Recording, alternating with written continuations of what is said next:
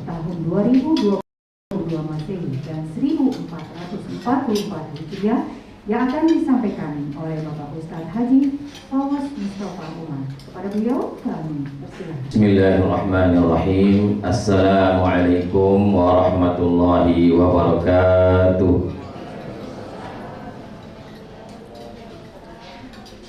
Alhamdulillah wa kafa wassalatu wassalamu ala asyrafil anbiya'i wal mursalin Sayyidina Muhammadin wa ala alihi wa ashabihi ajma'in.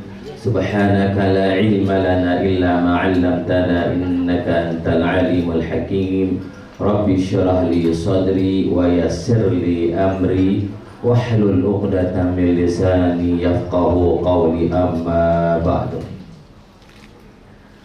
Yang kami hormati Ibu Hajaan Ati Sundusen, yang kami hormati Al-Ustadz Malhan Sohib Afendi, yang kami hormati Al-Ustadz Khairil Anwar, dan yang kami hormati Al-Ustadz Abdul Khalik.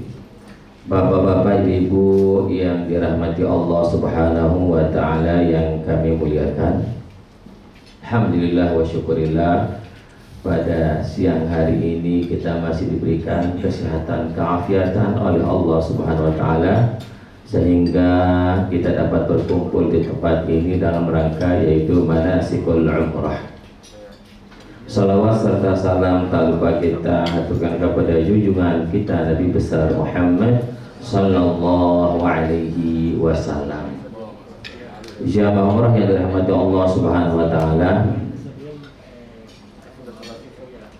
manasik umrah ini terlebih dahulu saya akan menyampaikan tentang yaitu adabul musafiri lil haji wal umrah. Adabnya orang musafir karena melaksanakan ibadah haji dan ibadah umrah. Apa saja adab-adabnya orang musafir karena haji dan umrah? Yang pertama, Bapak Ibu, yang perlu diketahui adalah an-niyatu billahi ta'ala. Yang pertama ditanamkan adalah niat karena Allah Subhanahu wa ta'ala.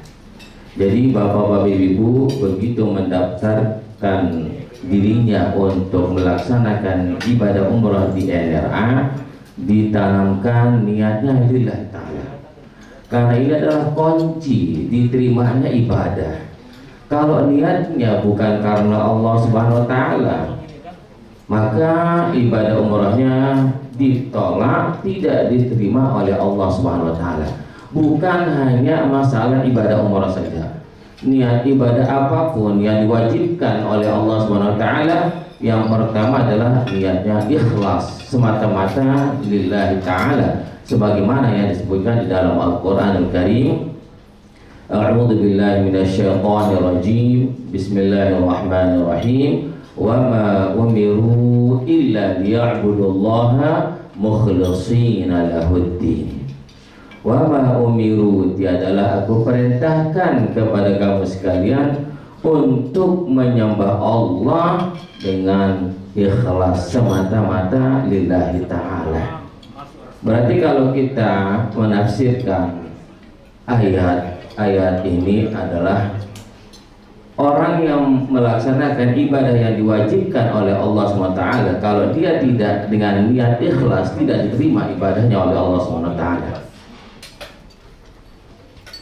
Yang ini yang pertama, niat. Oleh karena itulah Bapak Ibu, sebelum kita menuju ke tanah suci Mekah Al-Mukarramah atau Al-Madinah Al-Munawwarah, tanamkan niat kita semata-mata karena Allah Subhanahu wa ta'ala, bukan karena itu dan bukan karena ini, supaya ibadah umrah kita makbul dan menjadi ibadah umrah yang mabrur. Mabrur itu disebutkan dalam hadis Rasulullah SAW, al-hajjul mabrur atau awal umratul mabrur laisa lahu jazaa'un illal jannah. Haji yang mabrur, umrah yang mabrur, yang diterima Allah Subhanahu wa ta'ala, tiada balasannya kecuali hanya surganya Allah Subhanahu wa ta'ala. Semua kita menginginkan mendapatkan haji yang mabrur. Ya, bapak-bapak, ibu-ibu, bahkan kami sebagai pembimbing itu tetap berdoa memohon kepada Allah setiap melaksanakan ibadah umrah itu kita akan mendapatkan ibadah umrah yang mabrur. Karena tiada balasannya kecuali hanya surganya Allah Subhanahu wa Ta'ala. Yang kedua, ada musafir bagi orang yang melaksanakan ibadah haji dan umrah istarda lil walidaini, meminta ridho kepada kedua orang tua. Kalau orang tua kita masih hidup lalu kita tidak pernah meminta keridhoannya, tidak pernah meminta doanya, kualat kita sebagai putra dan putrinya. Karena ini pernah terjadi zaman Rasulullah SAW. Ada seorang sahabat. Padahal kalau kita melihat seorang sahabat ini, itu kekurangannya hanya sedikit, nggak seperti akhir-akhir zaman sekarang ini. Kalau akhir-akhir zaman sekarang ini banyak orang yang melawan kedua orang tuanya, bahkan banyak yang memukul kedua orang tuanya. Para sahabat yang zaman Rasulullah SAW itu hanya sedikit permasalahannya, tapi disebabkan karena itu ketika dia melaksanakan ibadah haji, setelah melafazkan niat ibadah haji labbaik Allahumma hajjan lillahi ta'ala, disunnahkan membaca talbiyah. Semua sahabat itu membaca talbiyah, tetapi satu orang yang tidak bisa melafazkan kalimatun thayyibah itu, kalimat talbiyah tidak bisa dilafazkan, kalimat doa-doa tidak bisa melafazkan. Sahabat yang lain melafazkan dengan labbaik Allahumma labbaik labbaik la syarika laka labbaik innal hamda wan ni'mata laka wal mulk la syarika lak, dan membaca doa-doa yang lain yang disunnahkan oleh Rasulullah SAW. Allahumma inni as'aluka ridhaka wal jannah wa a'udzubika min sakhatika wan nar. Satu orang sahabat yang tidak bisa membaca, dia memaksakan diri untuk membaca tapi tidak bisa keluar kalimatun thayyibah itu. Disebabkan karena apa? Disebabkan karena belum minta keridhaan kepada kedua orang tuanya. Lalu para sahabat yang lain pada bingung melihat seorang sahabat ini tidak bisa melafazkan kalimatun thayyibah. Lalu dipanggilkan Rasulullah SAW. Setelah datang Rasulullah SAW, ditanya oleh Rasulullah SAW, apakah masih hidup kedua orang tuanya? Lalu ada seorang sahabat yang menjawab pertanyaan Rasulullah, ya Rasulullah, masih hidup ibunya. Lalu Rasulullah memerintahkan panggil ibunya. Lalu dipanggil ibunya, datanglah ibunya. Apa kata Rasulullah SAW? Kenapa ini anakmu kok tidak bisa melafazkan kalimatun thayyibah, kalimat yang baik-baik atau doa yang disunnahkan? Apa kata ibunya? Ya Rasulullah, karena dia belum minta ridho kepadaku, belum dia istardo kepadaku, kata ibunya. Lalu kata Rasulullah, maafkan dia. Ketika dia memaafkan, langsung dia bisa melafazkan kalimat labbaik Allahumma labbaik dengan kalimat-kalimat doa-doa yang lainnya. Oleh karena itulah bapak-bapak ibu, mungkin ada yang belum minta maaf kepada kedua orang tuanya, atau salah satunya yaitu mertuanya belum dia minta maaf, sekalipun di tempatnya jauh di luar daerah. Sekarang kan canggih, bisa kita maaf lewat HP, bisa lewat video call. Nah, kalau orang tua sudah meninggal, cara minta maaf itu adalah kita selalu mendoakan, bahkan kita datang menziarahi ke kuburnya untuk menghadiahkan doa dan surat Al-Fatihah. Ada seorang sahabat bertanya kepada Rasulullah, ya Rasulullah, bagaimana cara saya berbakti kepada kedua orang tua saya yang sudah meninggal dunia? Ini seorang sahabat, bapak ibu. Padahal ukuran seorang sahabat itu tidak mungkin tidak berbakti kepada kedua orang tuanya. Tapi masih dia bertanya kepada Rasulullah untuk cara kita berbakti kepada orang tua yang sudah meninggal dunia.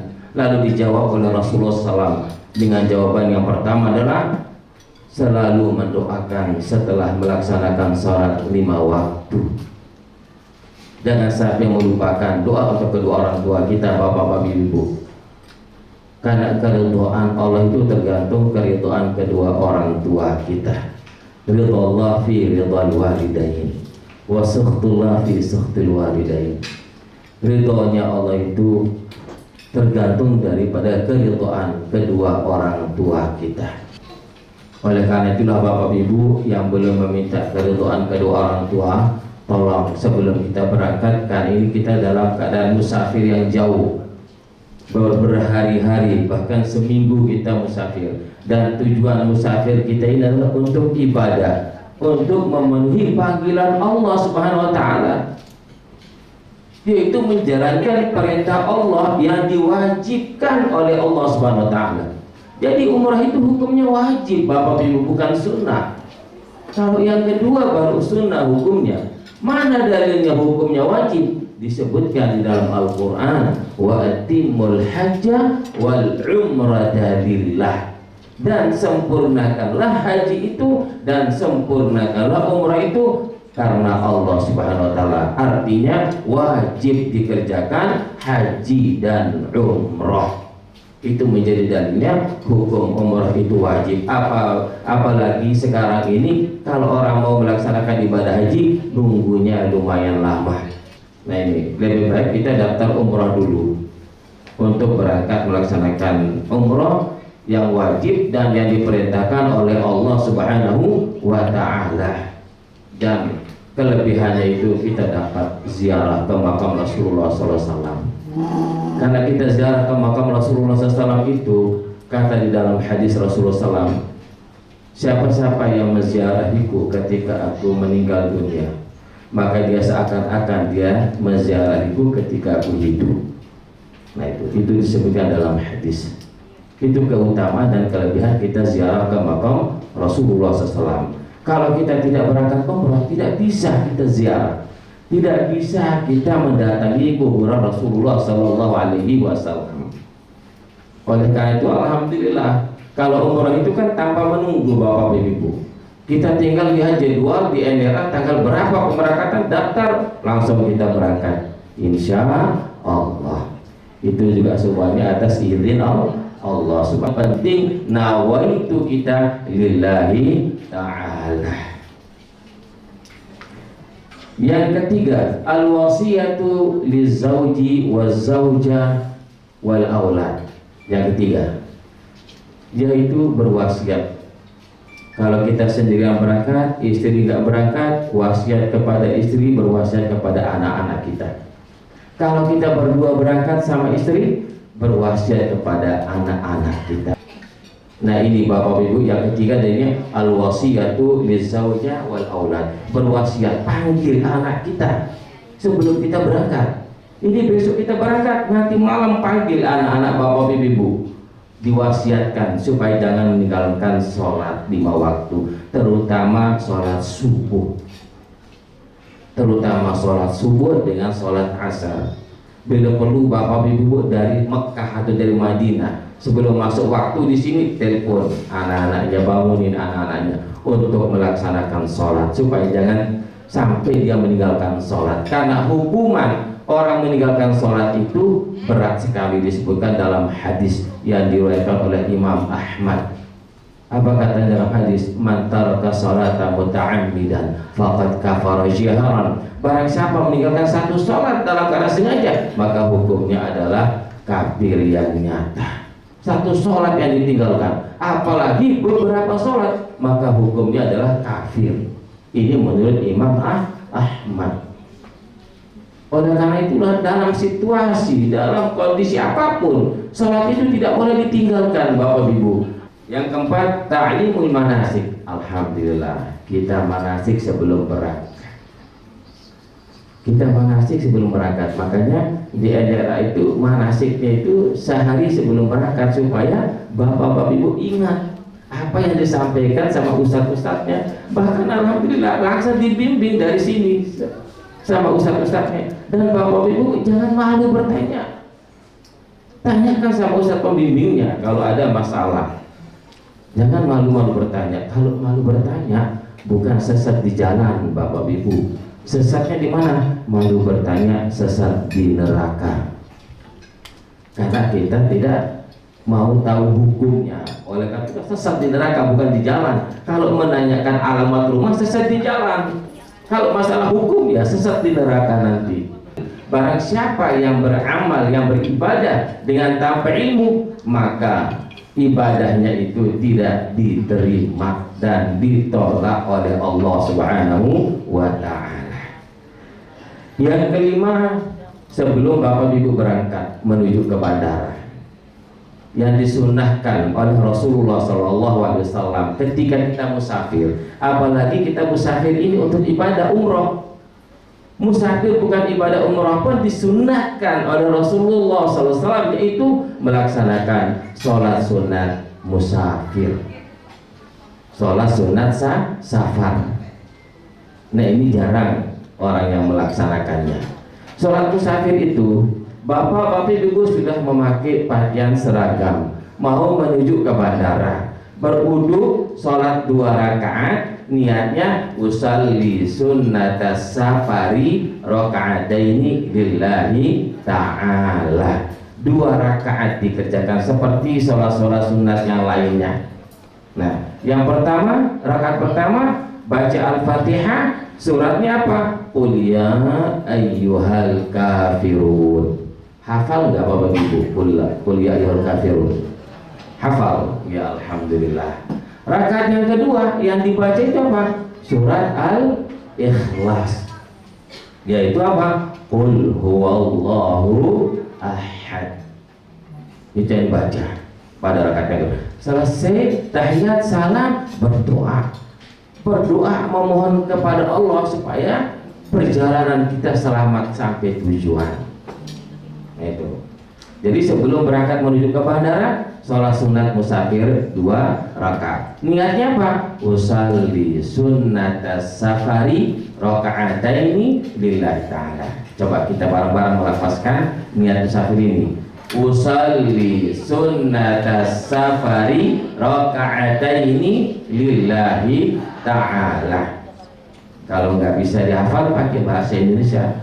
Saya sembahyang sholat sunat musafir 2 rakaat karena Allah SWT. Allahu Akbar.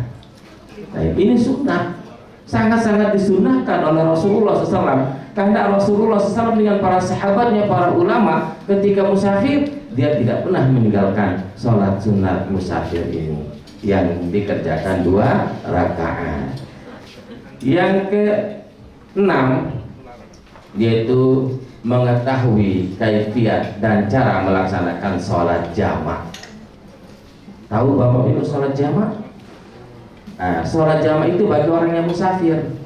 Jamak dan qasar. Menjamak artinya apa? Mengumpulkan.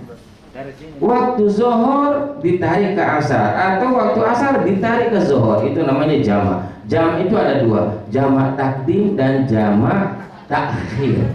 Nah, besok ini kita kerjakan, yaitu sholat zuhur di bandara. Karena kita terbang insya Allah jam 3 ya, 3 sore ya, jam 3.45. Kita jamak takdim Bapak Ibu di bandara. Kita sholat jamak takdim 2 rakaat zuhur, 2 rakaat asar. Niatnya usalli fardadh dhuhri rakaataini majmu'an ilaihi al-'asr lillahi ta'ala. Saya berniat sholat zuhur 2 rakaat jamak qasar dengan asar karena Allah Subhanahu wa ta'ala. 2 rakaat dikerjakan sholat zuhur. Setelah sholat zuhur qamat. Allahu Akbar, Allahu Akbar, asyhadu an la ilaha illallah, asyhadu anna Muhammadar Rasulullah, hayya 'alas shalah, hayya 'alal falah, qad qamatis shalah, qad qamatis shalah. Allahu Akbar, Allahu Akbar, la ilaha. Langsung dilanjutkan dengan sholat asar. Jangan diselingi dengan sholat sunnah. Sholat sunnah apapun nggak boleh. Nah, itu syaratnya sholat jamak. Asar 2 rakaat. Ya, karena kita berangkat nanti jam 3 udah masuk asar. Berarti di pesawat nggak ada yang kita kerjakan sholat. Kalau kita ngerjakan sholat di atas pesawat, masih ada perbedaan pendapat para ulama. Nah, di atas pesawat sudah masuk waktu maghrib dan isya. Bahkan kita sampai di Madinah itu malam, jam 7 atau jam 8. Ya, jam 9 malam kita sampai di Madinah. Jadi saran saya lebih baik bapak-bapak ibu sholat maghrib dan isya di Madinah, yaitu sholat jamak takhir. Kenapa saya nyarankan di Madinah? Pertama, kita mendapatkan keutamaan sholat berjamaah di Madinah. Sekalipun kita tidak bersama imam yang ada di Masjidil Nabawi, tapi kita berjamaah bersama-sama jamaah, itu mendapatkan pahala 1000. Kalau kita sholat di atas pesawat, perbedaan pendapat ulama. Ada ulama menghukum itu wajib kita ulangi lagi sholat kita. Kenapa? Karena itu disebut dengan sholatul lihormatil waktu, sholat untuk menghormati waktu. Kenapa disebut dengan sholat menghormati waktu? Karena kita bertayamum tanpa menggunakan debu. Ada debu nggak di pesawat? Nggak ada.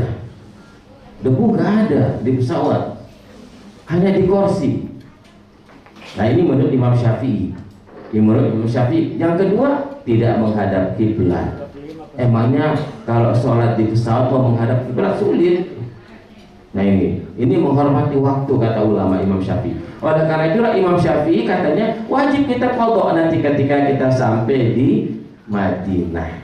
Tapi menurut imam yang lain tidak wajib diqadha karena dalam keadaan musafir. Ini ada dua pendapat. Tapi kalau saya lebih cenderung mengambil pendapat lebih baik kita sholat nanti di Madinah, karena kita mengambil afdolnya. Dari segi pahala lebih banyak, segi afdolnya lebih afdol karena kita sholat di tanah haram di Madinah.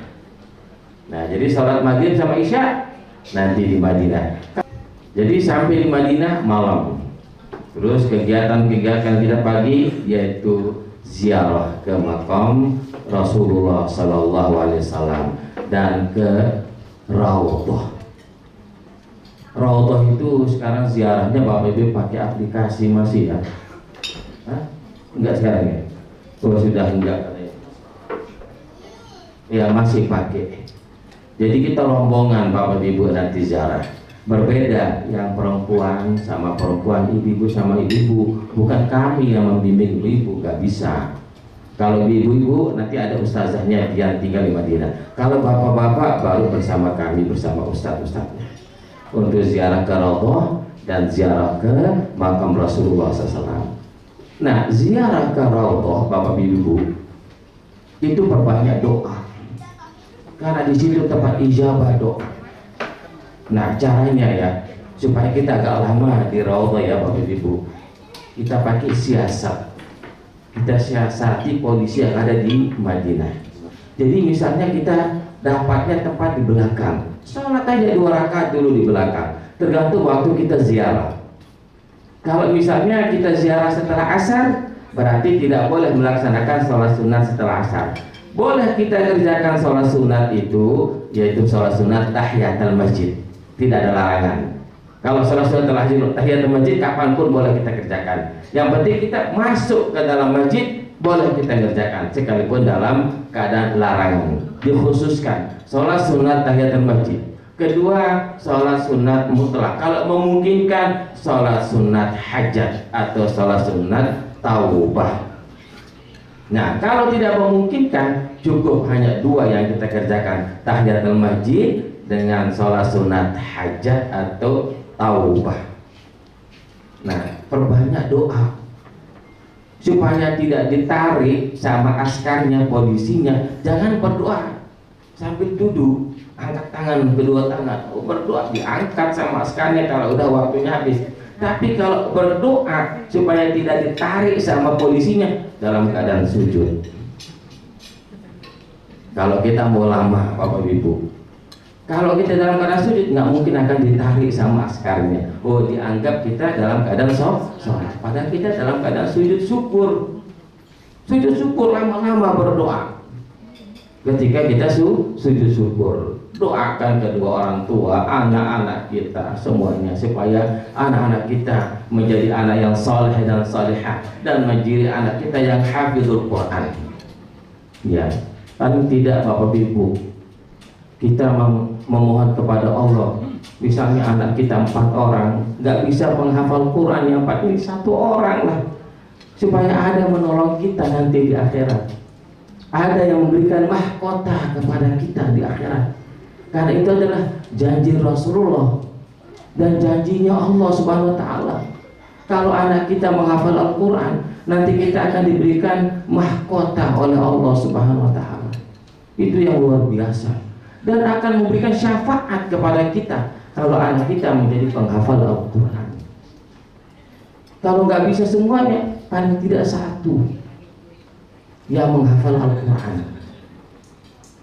Apalagi semuanya menghafal Al-Quran. Semuanya menghafal Al-Quran itu lebih baik. Saya Bapak Ibu berdoa, masih anak kecil, punya anak kecil, saya berdoa supaya anak saya semuanya menjadi penghafal Al-Quran. Di Multazam saya berdoa supaya menjadi penghafal Al-Quran. Di Raudhah saya berdoa supaya anak saya menjadi penghafal Al-Quran. Alhamdulillah, diijabah oleh Allah Subhanahu wa taala. Itu anak saya baru 2 yang menghafal Al-Quran. Ketika umur 13 tahun sudah khatam Al-Quran. Ada yang 12 tahun khatam Al-Quran. Karena itu doa yang selalu kita mohon kepada Allah Subhanahu wa taala. Siapa lagi yang bisa menolong kita nanti? Bukan harta kita, bukan suami atau istri yang bisa menolong kita, enggak ada. Yang menolong, yang memberikan syafaat kepada kita itu adalah anak kita nanti, dan doanya anak-anak kita yang soleh dan solehah. Bukan anak kita yang menjadi pejabat, bukan menjadi pengusaha yang sukses yang bisa menolong kita, bukan. Yang memberikan syafaat adalah anak kita yang menghafal Al-Quran. Karena Al-Quran itu luar biasa, dia memberikan syafaat. Bahkan kita sendiri yang membaca Al-Quran, keutamaannya itu nanti Al-Quran itu akan memberikan syafaat kepada kita kalau kita cinta kepada Al-Quran. Karena disebutkan dalam hadis yang sahih, Iqra'ul Qur'ana fa innahu ya'ti yawmal qiyamati syafi'an li ashabi. Bacalah oleh kamu sekalian Al-Quran, maka dia nanti datang pada hari kiamat untuk memberikan syafaat kepada orang yang senang atau sering membaca Al-Quran. Oleh karena itulah Bapak Ibu, jangan lupa membaca Al-Quran, memperbanyak membaca Al-Quran. Mulai dari berangkat baca Al-Quran, bahkan bisa mengkhatamkan Al-Quran 30 juz, mulai dari berangkat sampai pulang sudah khatam Al-Qurannya. Apalagi khatamnya di Mekah atau di Madinah, itu luar biasa. Ya Bapak Ibu yang dirahmati Allah Subhanahu wa taala, setelah di Madinah, nah itu kita memperbanyak membaca selawat, perbanyak ziarah ke makam Rasulullah SAW. Dan nanti ada kegiatan city tour.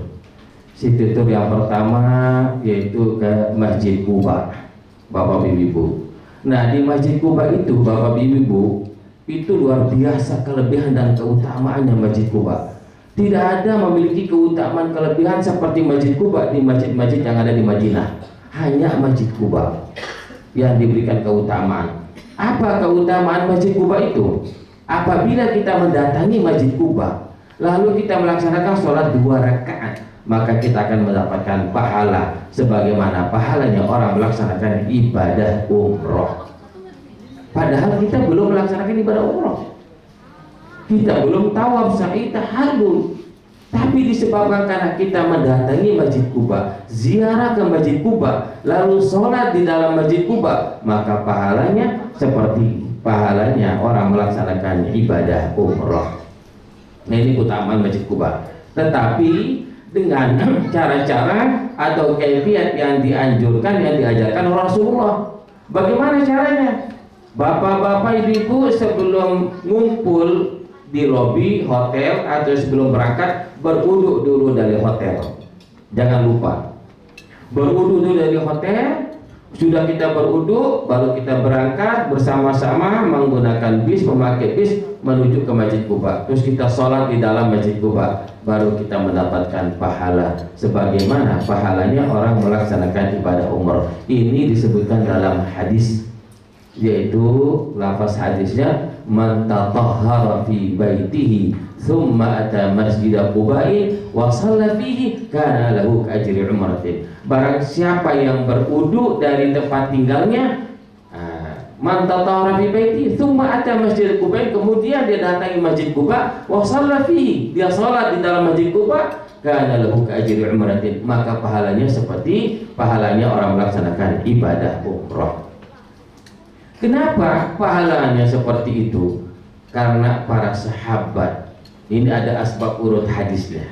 Kalau di dalam Al-Quran asbab nuzul hadis, kalau dalam hadis asbab wurudul hadis. Apa sebabnya? Para sahabat yang ada di kota Madinah, dia berkeinginan untuk melaksanakan ibadah umrah, tapi tidak mampu. Karena dulu bapak ibu, orang berangkat dari Madinah menuju ke Mekah, karena nggak ada kendaraan, hanya dipakai onta. Itu pun yang mempunyai onta itu orang-orang kaya. Kalau nggak kaya, nggak punya onta, dia jalan kaki. Berapa lama menuju ke Madinah? 15 hari. Zaman dulu. Kalau sekarang kita masih enak, hanya ditempuh dengan perjalanan 4 jam sudah sampai kita di Makkah. Kalau dulu 15 hari perjalanan dari Makkah ke Madinah. Nah, para sahabat selalu memohon kepada Rasulullah, ya Rasulullah, kami kepingin untuk melaksanakan ibadah umrah ya Rasulullah, tapi kami tidak mampu. Selalu bertanya seperti itu kepada Rasulullah.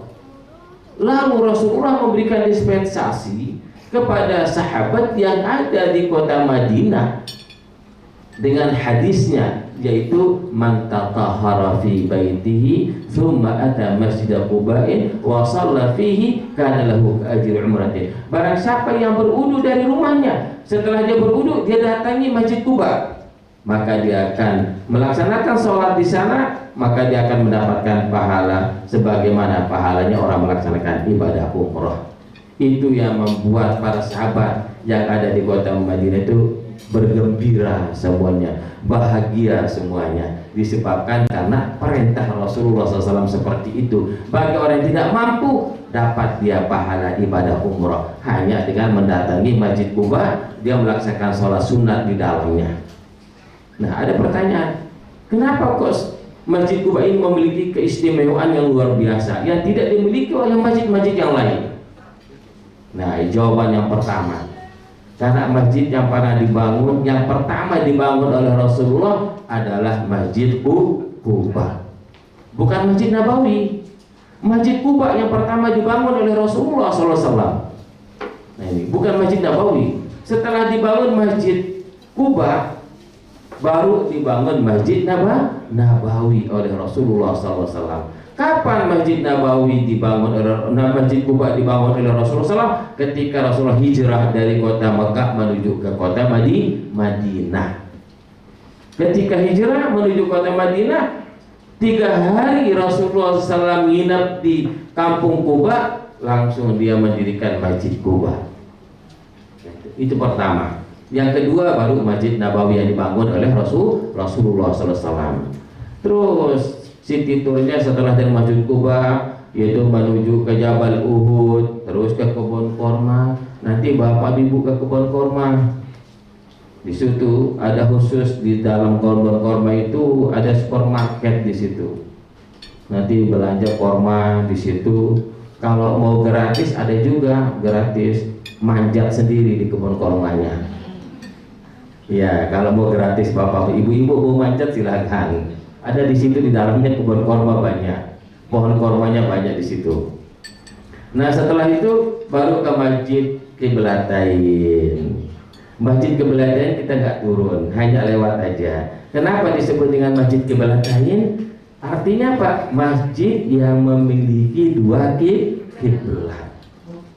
Jadi Rasulullah SAW itu melaksanakan sholat di Masjid Qiblatain itu pada waktu sholat zuhur, ada sebagian ulama mengatakan pada waktu sholat asar, lalu diperintahkan oleh Allah Subhanahu wa taala untuk menghadap Masjidil Haram yang disebutkan di dalam Al-Qur'an, fawalli wajhaka syatral Masjidil Haram. Selama berapa tahun Rasulullah SAW menghadap Masjidil Aqsa? Selama 16 bulan. Selama 16 bulan menghadap ke Masjidil Aqsa, terus Rasulullah SAW selalu memohon kepada Allah supaya dipindahkan arah kiblatnya ke Masjidil Haram, dikabulkan oleh Allah Subhanahu wa taala ketika melaksanakan sholat di Masjid Qiblataini. Dua kiblatnya waktu sholat zuhur 2 rakaat, diperintahkan turun ayat Al-Qur'an yang mengatakan fawalli wajhaka syatral Masjidil Haram. Maka dia pindahkan arahnya langsung oleh Rasulullah SAW menghadap Masjidil Haram. Karena itulah masjid itu disebut dengan Masjid Qiblataini. 2 kiblat, masjid yang memiliki 2 kiblat. Setelah ke Masjid Qiblataini, ke Masjid Sabah sampai selesai. Nah, baru kita memasuki mengenai masalah manasikul umroh, bagaimana cara-cara kita melaksanakan ibadah umroh, apa persiapan kita, sunnah-sunnahnya sebelum kita berangkat menuju ke Makkah Al-Mukarramah. Nah, sebelum kita menuju ke Makkahul Mukarramah atau ke Bir Ali mengambil miqat, berniat di Bir Ali, sunnah-sunnahnya itu pertama yaitu mandi sunat ihram. Bapak-bapak ibu, mandi sunat ihram ini hukumnya adalah sunnah. Di mana kita mandi? Di hotel kita masing-masing. Berniat yaitu nawaitul ghusla lil ihrami lillahi ta'ala. Berniat yaitu saya berniat mandi ihram karena Allah Subhanahu wa ta'ala. Mandi seperti biasa, basahi seluruh rambut dan badan kita semuanya dibasahi. Dengan kita berniat, jangan sampai tidak berniat. Nah, kita pakai sabun, pakai sampo, semuanya kita pakai, masih boleh. Setelah selesai mandi, melaksanakan sholat sunat ihram 2 rakaat. Usalli sunnatal ihrami raka'ataini lillahi ta'ala. Kenapa kita melaksanakan sholat sunat ihram di hotel atau di masjid sebelum kita melaksanakan sholat zuhur dengan asar? Karena nanti setelah kita melaksanakan sholat asar tidak boleh melaksanakan sholat sunnah. Kan kita berangkat itu setelah asar, setelah zuhur. Dari Madinah kita berangkat setelah zuhur. Kita berjamaah di Masjid Nabawi itu sholat zuhur berjamaah dengan niat menjamak dan mengqashar sholat asar. Sholat zuhur kita berjamaah bersama imam di Masjid Nabawi. Setelah salam imam, kita berdiri sendiri atau berjamaah bersama jamaah-jamaah yang lain. Berjamaah 2 rakaat sholat asarnya. Kenapa kita melaksanakan di Masjid Nabawi? Kita mengambil keutamaan dan kelebihannya. Kalau bapak-bapak ibu melaksanakan sholat asar di Bir Ali, pahalanya seperti di Indonesia, dan mendapatkan 27, 26. Kalau di Masjid Nabawi kita melaksanakan sholat berjamaah mendapatkan 1000 pahala dibandingkan dengan sholat-sholat yang lain di tempat yang lain. Nah itu, oleh karena itulah kita mengambil sholat jamaah asarnya itu di Masjid Nabawi. Udah kita bersiap, terus memakai ihram, kita berangkat menuju ke Bir Ali. Nah disitulah kita mulai berniat, bapak-bapak ibu. Nanti dituntun oleh ustadznya yang ada di bisnya masing-masing melafazkan niat, yaitu nawaitul umrata wa ahramtu biha lillahi ta'ala. Mari kita bersama-sama melafazkan niat bapak ibu. Bismillahirrahmanirrahim. Nawaitul umrata wa ahramtu biha lillahi ta'ala. Ini namanya lafaz niat. Niatnya berada di mana? Di dalam hati. Diniatkan nanti dalam hati untuk melaksanakan ibadah umrah. Nah, sudah melafazkan niat. Nah, ini untuk sendiri. bukan untuk melaksanakan badal. Nggak boleh Bapak Ibu Bu. Kalau baru pertama melaksanakan ibadah umroh, ya harus untuk sendiri dulu. Nggak boleh melaksanakan badal, karena pernah terjadi pada zaman Rasulullah ketika ada seorang sahabat ingin melaksanakan badal haji untuk ibunya, lalu ditegur oleh Rasulullah SAW, tidak boleh Anda melaksanakan badal haji sebelum Anda melaksanakan haji. Tidak boleh melaksanakan badal umroh sebelum Anda melaksanakan ibadah umroh. Laksanakan ibadah umroh untuk diri sendiri, baru melaksanakan ibadah umroh badal. Itu namanya badal umroh. Itu. Tapi kalau menurut saya, mohon maaf Bapak Ibu, kalau Bapak Ibu misalnya pertama kali umroh, nanti umroh yang kedua sebaiknya untuk diri sendiri dulu, untuk menyempurnakan umroh yang pertama.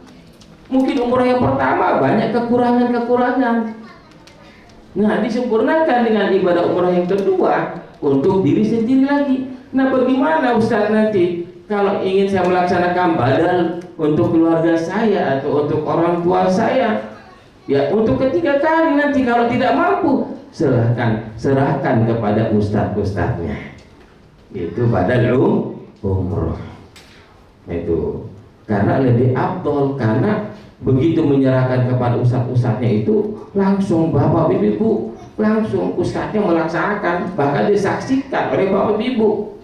Bukan hanya dikirim nama aja, dari Indonesia dikirim nama ke keluarganya belum tentu dikerjakan. Tapi kalau ustadz-ustadznya langsung dikerjakan, sampailah pahalanya kepada yang diniatkan, mendapatkan pahala ibadah umroh. Nah setelah melafazkan, yaitu melafazkan niat, maka larangan ibadah umroh berlaku. Apa larangan-larangan ibadah umroh? Pertama, tidak boleh mencabut atau mencukur rambut, nggak boleh memotong kuku, rambut apapun nggak boleh. Nah ini larangan-larangan ibadah umroh. Tidak boleh berkata-kata yang fahish, yang kotor, tidak boleh. Berdebat, berkelahi, itu termasuk tidak boleh. Larangan-larangannya. Memakai wangi-wangian juga tidak boleh. Nah ini larangan-larangan ibadah umroh. Apabila kita melanggarnya, maka kita akan kena dengan hukuman dam. Dam itu artinya ada sanksinya. Kenapa itu ada hukuman dam? Karena itu termasuk larangan-larangan ibadah umroh, itu termasuk wajibnya umroh, bukan rukunnya umroh. Kalau rukunnya umroh itu yang pertama, rukun umroh pertama adalah niat. Yang kedua rukun umroh itu adalah tawaf. Yang ketiga adalah sa'i. Yang keempat adalah tahallul. Yang kelima tartib. Ini rukun umrah. Rukun umrah yang pertama adalah niat. Yang kedua tawaf. Yang ketiga sa'i. Yang keempat tahallul. Yang kelima tartib. Apa arti tahallul? Memotong atau mencukur rambut.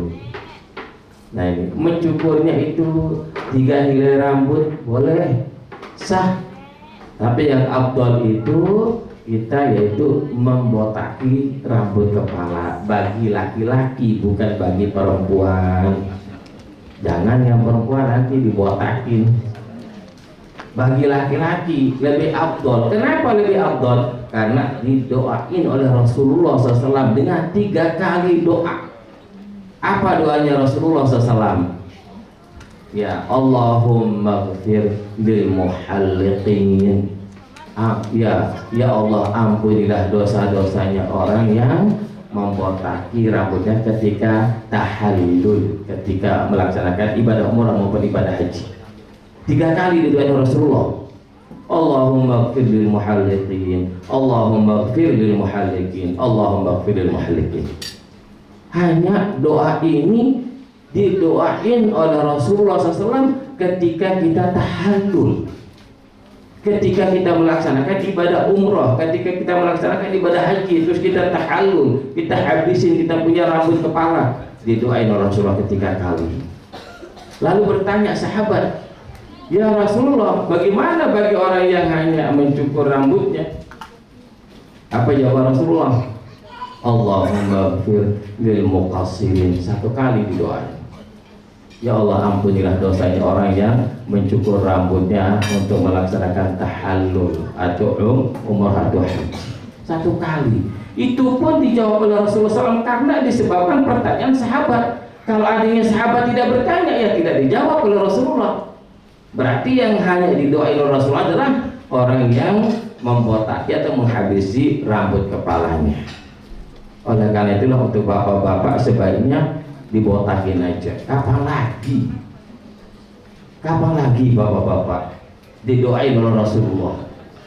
Kecuali hanya ketika tahallul didoain oleh Rasulullah, langsung seketika itu didoain oleh Rasulullah SAW. Ketika kita melaksanakan tahallul, itulah kelebihan kita membotaki atau menghabisi rambut kepala kita. Nah ini, jadi perjalanan menuju ke Madinah dijaga larangan-larangan ihram sampai kita melaksanakan tawaf ke Mekah. Perjalanan Madinah ke Mekah sekitar 4,5 jam atau 5 jam perjalanan itu masih berlaku larangan-larangan ihram. Ingat, dijaga Bapak Ibu. Di dalam bis kita perbanyak talbiyah, kita memperbanyak zikir, kita memperbanyak membaca doa. Kenapa? Karena doa orang melaksanakan ibadah umrah diijabah oleh Allah Subhanahu wa taala. Kalau capek istirahat. Ya, mau istirahat, mau tidur, batal wudu boleh. Jangan ditahan untuk batal wudu aja, boleh batal wudu. Ketika berniat pun tidak dalam keadaan wudu, tidak masalah, sah niatnya. Tapi sebaiknya kita dalam keadaan bersuci, berwudu. Terus baca doa, baca talbiyah. Nah, setelah nafas itu baca talbiyah. Labbaik Allahumma labbaik, labbaik la syarika laka labbaik, innal hamda wan ni'mata laka wal mulk la syarika lak. Nah, ayo Bapak Ibu kita sama-sama untuk membaca talbiyah. Ikutin ya bacanya. Labbaik Allahumma labbaik, labbaik la syarika laka labbaik, innal hamda wan ni'mata laka wal mulk la syarika lak. Labbaik Allahumma labbaik, labbaik la syarika laka labbaik, innal hamda wan ni'mata laka wal mulk la syarika lak. Labbaik Allahumma labbaik, labbaik la syarika laka labbaik, innal hamda wan ni'mata laka wal mulk la syarika lak. Allahumma salli ala sayyidina Muhammadin wa ala ali sayyidina Muhammadin. Allahumma salli ala sayyidina Muhammadin wa ala ali sayyidina Muhammadin. Allahumma inni as'aluka ridhaka wal jannah wa a'udzu bika min sakhatika wan nar. Nah, ini adalah amalan sunnah yang disunnahkan oleh Rasulullah SAW, yang disebut dengan kalimatun thayyibah, kalimat yang baik. Baca doa, perbanyak baca doa Bapak Ibu di atas kendaraan. Kalau misalnya berjamaah bersama-sama udah capek, sendiri-sendiri baca zikir subhanallah walhamdulillah wala ilaha illallah wallahu akbar, perbanyak zikir sampai di Mekah.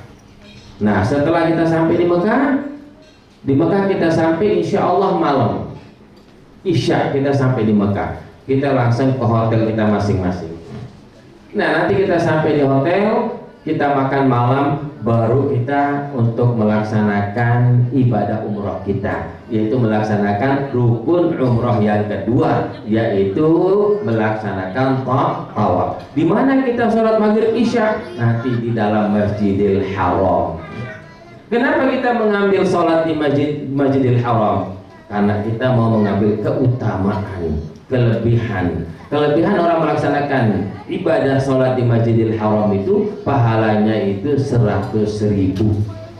Bayangkan Bapak Ibu, 100.000 kita satu sholat berjamaah, 2 sholat 200, 3 sholat 300, 4 sholat 400, 5 500.000.